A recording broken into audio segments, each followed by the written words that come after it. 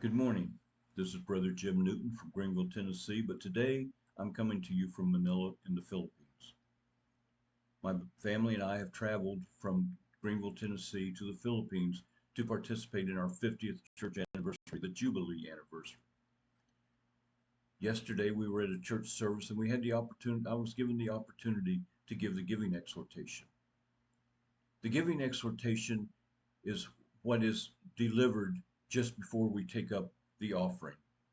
And it's an explanation of what the Bible calls for us to do, what the Bible calls for us to give.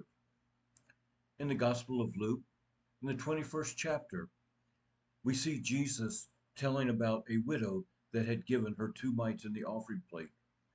And he told his disciples that surely this woman that had just dropped her last 2 mites, all that she had in the offering plate, meant more than all of the offerings that the rich men put in there, that they gave of their wealth and their abundance. She gave of her penury, or she gave all that she had. She put her trust in dearest Jesus. Now the Bible doesn't demand that we give all that we have to dearest Jesus. We can read in the book of Acts where the disciples sold all that they had and laid it down at the feet of the apostles, where the followers did that. But that's not what Jesus demands. He demands that we give as we are able. He demands that we give the first 10%. That is of our finances. But he demands also that we surrender our lives to him. In the Gospel of Luke, in the 9th chapter, the 23rd verse, Jesus says, "And he said to them all, if any man will come after me, let him deny himself and take up his cross daily and follow me." Jesus is saying, turn away from the sins of this world. Deny the flesh and come after me. Follow me. Let me give you peace and joy. In the book of Galatians, in chapter 2, verse 20, the Bible reads, "I am crucified with Christ. Nevertheless I live. Yet not I, but Christ liveth in me. In the life which I now live in the flesh, I live by the faith of the Son of God, who loved me and gave himself for me." The Bible is telling us that yes, when we surrender our lives to dearest Jesus, yes, our flesh will live on. However, our soul and our hearts no longer belong to Satan and the sins of this world. It belongs to Jesus, and he will strengthen us.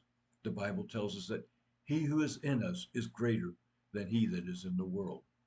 So we have the strength and the power of Jesus if we follow him. Jesus told us that we cannot serve two masters. We can't walk the fence. We can't serve him and then serve the world. Jesus said that we would learn to love one and hate the other. So we have to surrender our entire lives to him.